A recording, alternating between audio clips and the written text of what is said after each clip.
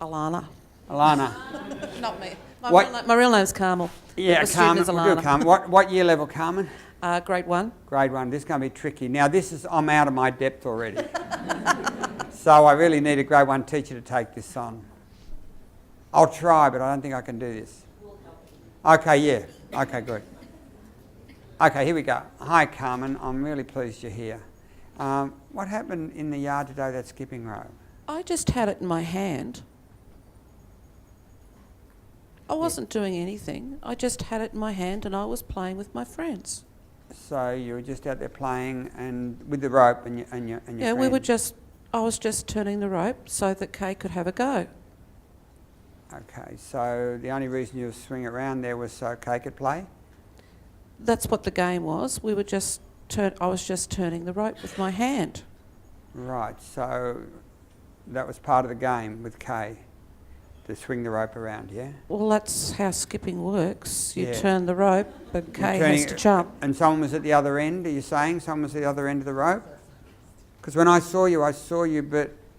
Well, that's because Lynn let go at the other end of the rope, and I didn't know that Lynn had let go, so I was still turning the rope. I get it. Okay, so you was... Yeah, okay, so now I understand.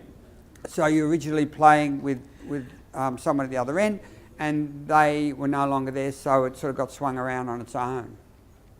Oh. Yeah? Oh. Well, I didn't know that Lynn had let go because I turned around to talk to Kathy because she called my name. And I was still turning the rope. So you didn't even notice that it had been let go. So had you noticed, you wouldn't have swung it, of course. Oh, no. No. Why is that? Why wouldn't you have swung it? Well, because it might go up in the air and it might hit someone. Yeah, that's true. So you can see there could have been a problem, yeah? Okay, so we got there, and we can take it from there in a minute. And that was fine. Now, could a grade 1 here understand what I said? Yeah. Okay, because That was very good. I'm always scared stiff about younger kids because I never know. You should know, when I went back to teach after 16 years in uni, I was teaching year 7 and some kid came up and he said, "We like you, Mr. Lewis. We don't understand most of what you say." But I thought, thanks very much. It was just amazing. But that's, you just lose it. You don't communicate with kids that age. Okay, so having done that, you now move on. So you're going to do this in a minute, after lunch. Yeah, thank you. Now we've got to confront. And I didn't even have to confront you because you could see, I sensed I could ask you what the problem was rather than tell you there's a problem. The more ownership by the student, the better.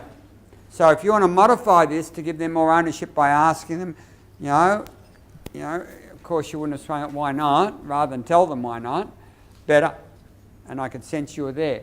So this is where it gets interesting. So the confrontation eventually gets you to the point where you can say, can you see there's a problem? That's a very important part of it. Now, name me a confrontation you have used with a child. And we'll figure out what they were doing, practically, from what you say. How did you show them their thinking was unreasonable?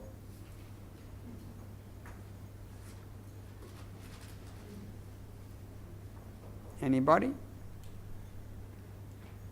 You just did it before. Who was it? You did it before. What was your confrontation? That's right. And you said, oh, that's right. Your confrontation was, you are a great shot, so I've got no problem with you, but if I allow you to throw it, other kids are going to think they're okay to throw things, and then someone, even you, might get hurt. That's the... Yeah. And that comes from practice, doesn't it? Yeah. So you didn't think that out probably initially, the first time. You may be quick on your feet, but certainly after you've heard this thing a couple of times, think, they've got nowhere to go with that. Because they might say, I'm a good shot, so if I said, isn't there a chance you could have hurt somebody? I might get them to come to a belief there's a chance. Don't you imagine that someone might have moved and got hit?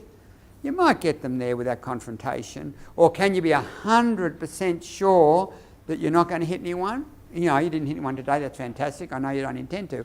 But can you be 100% sure? But you even went further. You went for the jugular because there's no way out of that. Once I could have said maybe, well, look, you can stop the ones who are no good at it and let me. But it's not likely to come out of an adult state, that'll come out of a child state. Okay, on your table, I want you to take it this far. So, let's say whoever is the tallest gets to be the teacher on your table. Whoever is the shortest gets to be the student. And the person sitting next to the teacher decides on what the issue is, I don't care which side, and you all work together. You work together to get the dialogue as far as you can. We'll play with this after lunch, clearly. Any observations so far? Do you actually want them to get to say that they did doing it, or just acknowledge that behaviour is a problem? No, I want them to admit that they have to say they did it. Then they have to say it was wrong. It's a problem. They're the steps. Yep. So first they did it, and the way we do that is with the reframe. Like we had one over here, so you didn't mean to hurt her, you just pushed her to help down the slide. Right? And she'll say yes. So now we know she pushed her down the slide. So you pushed her, yeah? Yeah. Then can you see that's a problem? I was worried she might have got hurt. And I'll labour that, you'll actually spend time, and you know why you're confused a little bit, because I had things in the wrong place. You'll see I've just changed the overhead. It's only after I confront and I get her to see that she did it, then I said, can you see there's a problem then with pushing her? And I led you to jump a step and you were right. So there's those steps in that order. Okay, any other observations? I'll take a couple more and then we'll have lunch. Loud as you can. Can you ask the student, is it appropriate to ask the student to try and put themselves into the other person's shoes? Absolutely, especially in primary, because we know they have trouble with externalising empathy. So if you could say, how would you feel? By the way, some of the confrontations, I remember a confrontation with a year 9 boy who told me, look, I don't know what you're excited about.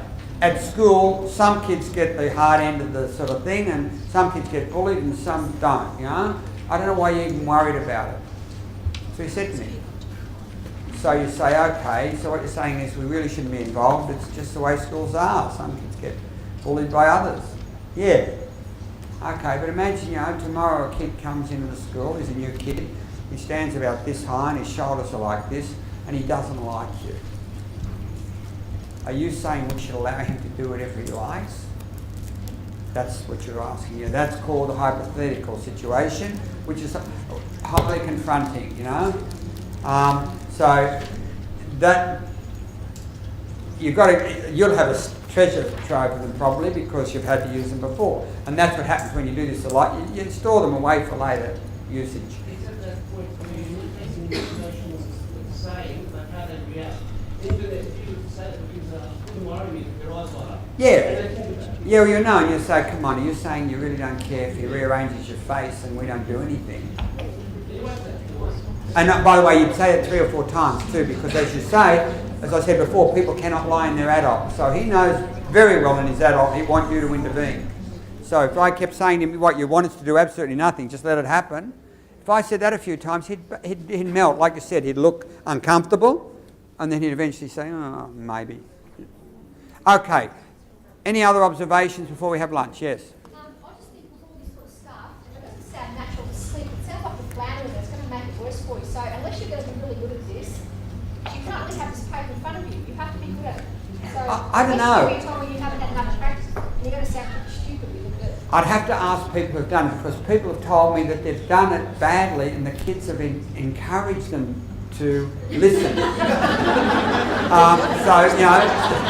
That they got away with it sort of because the kids were engaged with them, they liked it. So I don't know, I really don't know. Is that ring a bell with anybody? Yeah? Yeah, it's always a variation of something.